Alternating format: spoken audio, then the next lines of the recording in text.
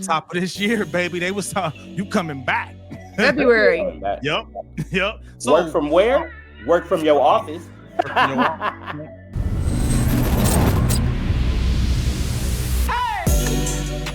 Unless you've been under a rock, right? The theme of this administration has been make the government more efficient. Am I lying? No. That's what DOGE is, Department of Government Efficiency. Now, as a taxpayer, Corey, yes, do you want your government to be efficient with tax dollars? Of course. Okay. Of course. How efficient do you want them to be, sir? As efficient as they can. Here's the problem. Not problem. Here's my thing. If tax dollars are being going to good use, I'm not tripping. Because, Compton used to have a gang of potholes. Those are tax dollars that fill them. Law enforcement, law enforcement is very important in certain communities, because if you're hearing a lot of gun violence is happening in areas and you have the right type of programs for like overtime for police officers, and they're bringing bringing crime down, that's a good use of tax dollars being good to you. Yeah, You know what I'm saying? Like, I look at all these things because of the fact that these not only just provide safety for community, it provide jobs for people, right? Yep. And that's what we're all about. I mean, I understand a lot of people feel a certain type of way how things are going. My whole situation is this: let's find the good in what we got, and let's just move forward. No, I'm with that. Yeah. An excellent point, right? So you want to see results, you want efficiency, you want jobs to be created. At the end of the day, you just want good quality service with them tax dollars that get spent. That's kind of what I'm picking up on, huh? Yeah, definitely. Okay. So just to share with y'all, the 2024 National Defense Authorization Act, it actually approved a program that the DoD can use to do exactly what you described, sir. It gives acquisitions professional this new tool that could really streamline and make the acquisition process of services, products, tools, everything, right? It gives them that tool to streamline it and make it efficient. And it pushed out this initiative called Anything as a Service. And when I say anything, I mean anything. There's some targeted areas, right, within that. One of the big ones that jumps out to me is space as a service. So, Bobby, you probably can attest to this. When I say space as a service, what does that bring to mind? Some of the work that I do. Some of the work that you do. But what happened recently especially with government employees, to where you might need space rented out as a service? When you talking about space, you talking about like outer space, or you talking about like I got an extra room? Like space, building space. Building space. Yeah. What happened to where being able to get space as a service is now important to the government? I mean, it's important to the government because now without, if you have people that elected to do the DRP, the delayed pension program, now that just opens up desk area for people in different buildings, different areas. So what you could end up doing is consolidating members of teams into other areas, freeing up more space in other buildings. Is that kind of where you're going up? Close. So remember what had happened was all the government. I don't know what answer you're looking for. I see where you're going with it. But what had happened was, remember when all the government employees were told they had to come back? Oh yeah. So remember, I didn't know what you were talking about. Rewind back to COVID, right? When we got used to working remote, hybrid, and stuff like that. But top of this year, baby, they was you coming back. February. Yep. So work from where? Work from your office. So unfortunately, the space was not available for everybody to come back. So the space as a service gives the government the ability to actually buy space as a service. this program, anything as a service, when I was saying they can actually now use this program to get space as a service because they surged with they need more space, right? Software as a service, I don't think that's new to anybody. Data as a service, SaaS, yep. Data as a service. All these different product codes, right? That are eligible to be placed under this program, anything as a service, and essentially, it think Netflix, but for DoD contracts. Like, Netflix, if it's working good, you pay as you go, baby. Like at any point in time, if the Netflix isn't performing the way you need it to perform, what do? Pull out. Cut it. Pull out. You cut that subscription. That's essentially what anything as a service is if the DoD, wait a minute, did I just let's focus. Let's, wait a minute. all these D's going around and then you don't pull out. It's just like, whoa. Sorry. As soon as I said it, I'm like, no, Bobby. You definitely gonna need anything as a service if you don't pull out, okay? Yeah. Happy Mother's Day. Happy Mother's Day. You wanna know how they became mothers? Yeah, exactly. Take a guess. You didn't pull out. Oh man. Oh Lord. I'm sorry. All right, let's focus. Man. That was good. That was good. Anything as a service.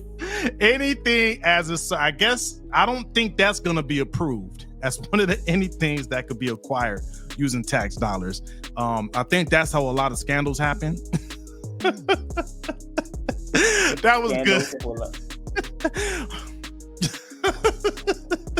That's funny. Oh man.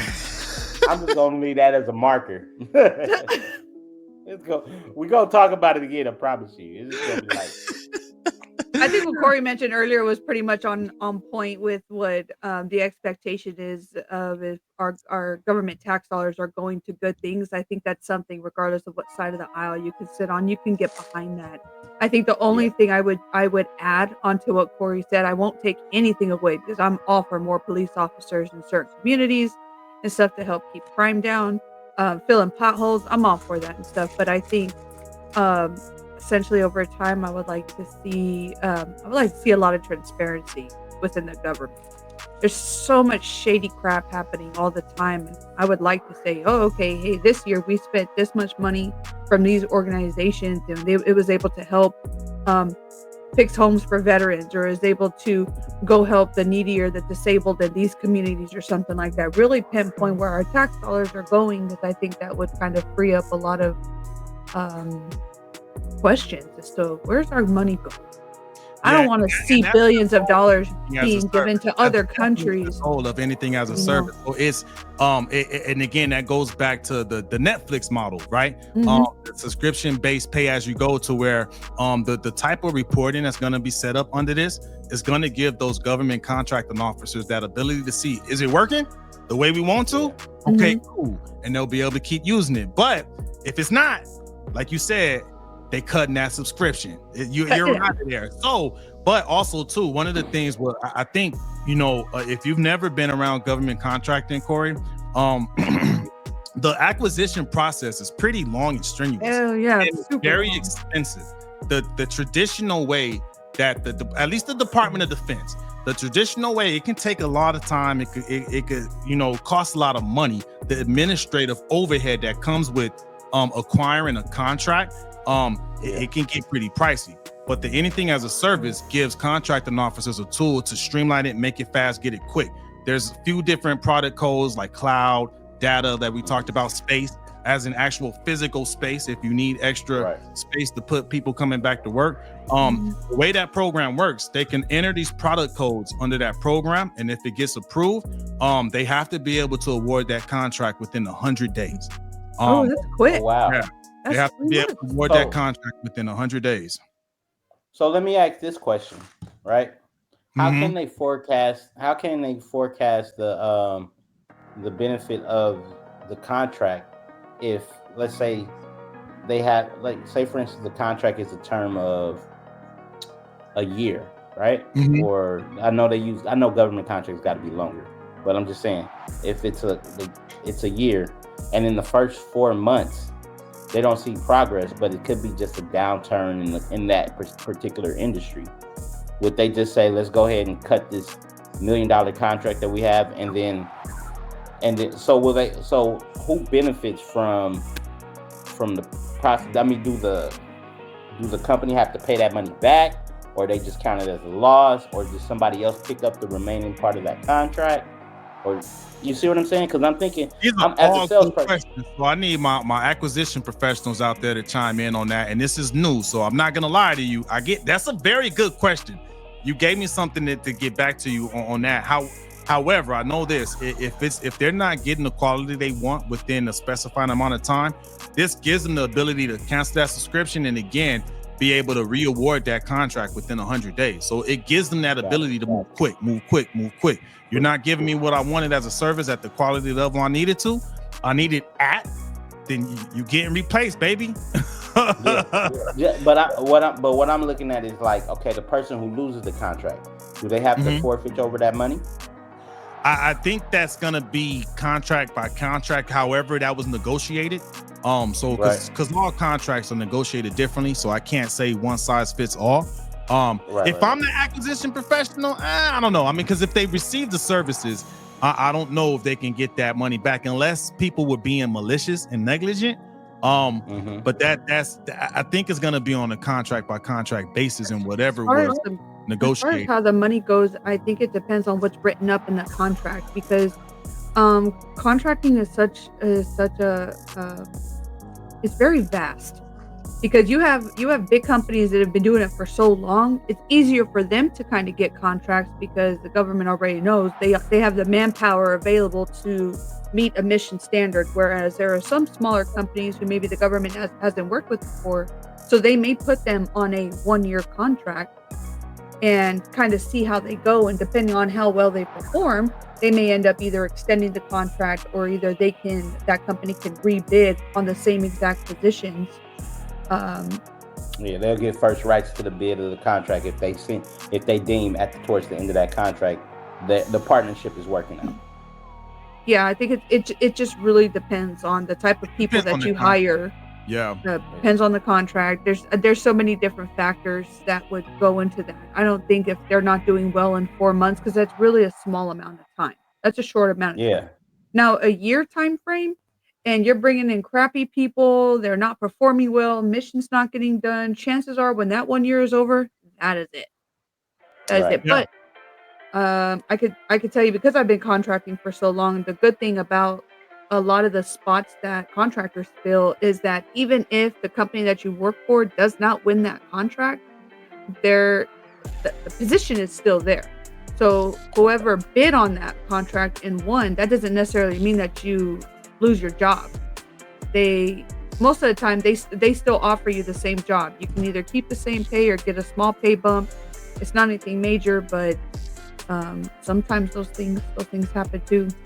There's a term they call Corey, called badge flipping, where basically, let's say if let's just say on a Friday the contract with one company ended, and then the new contract starts on Monday. The contract employees, the people actually working in those positions, will just turn in their badge for the previous company, come in with a new badge for the new company. Oh wow! So that's pretty common. That's pretty common because doing it'll still be the same employees. They just have a different badge. Yeah. Yep. Yes, some people. Yeah. If they were good. If they were good. Yeah. I had somebody who didn't know about contracting one time, and they were like, "Oh, so you're a temp?" Nah, dog, I ain't a temp. What are you talking about? I was like, "No, I'm a full-time worker." I was like, and our contract is like a 5-year contract stuff. So they can be anywhere from like 1, 3, 5, 7 years, depending on what the mission looks like that they're supporting. Yeah, I haven't seen one longer than 5 years, but then again, I'm still relatively new being on that side of the house. But what I'm used to seeing is either a 2, 3, or 5 year contract. And it'll normally be your base period of performance, which would be that first year, and then every year after that is an option year. Yeah. So if you meet the requirements, at least satisfactory, the government has that option to exercise their next option year. And you heard it on the show too, when Bobby said that their contract got renewed. That meant that the government chose to use the next option year, right? Nice. So they did a good job. So good job to the team over there. You know what I mean? Good job. So you gotta hire quality people for those positions and stuff. That has a lot to do with it too. So you can't come in messing around and whatnot. You gotta work, or else you're not gonna get stayed. They'll replace you. Even more so, man. DOGE and set the new standard, man. So, and this anything as a service, man, it's looking to be the new model. If this performs well and it shows to be very efficient, then this could be the model that other federal organizations use. So right now, the DoD is piloting this program. Again, it was approved. This actually was something that was rolled out from the 2024 National Defense Authorization Act. So more to come, man. So the I'm work excited. is done. Yeah, man. I'm excited too, man. We'll see how this works out. Like, say for instance, if I have like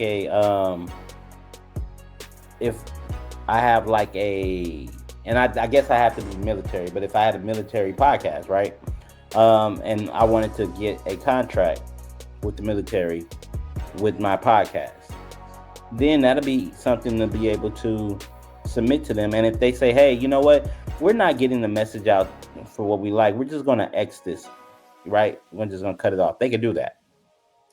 Well, I don't know if that would be one of the services, because there's only right now select product service codes that could be used. Yeah. So I don't recall. I think that may fall under marketing with it, which is a thing. There are contracts for marketing, because there are marketing contractors that help with like the recruitment videos and stuff like that. So if you see like a recruitment commercial on TV, most likely that was contracted out for some type of media company to do that. Yes, if that service was one of the product service codes that was entered into the anything as a service program. Right, which is in the pilot phase, pretty much pilot mode right now, right? Yeah. So if it's good and the DoD adopts that DoD wide, maybe. We can have a technically speaking podcast for veterans, military only. We do represent the veterans out there, man. Hey, IGY6, man. Come on now. Okay.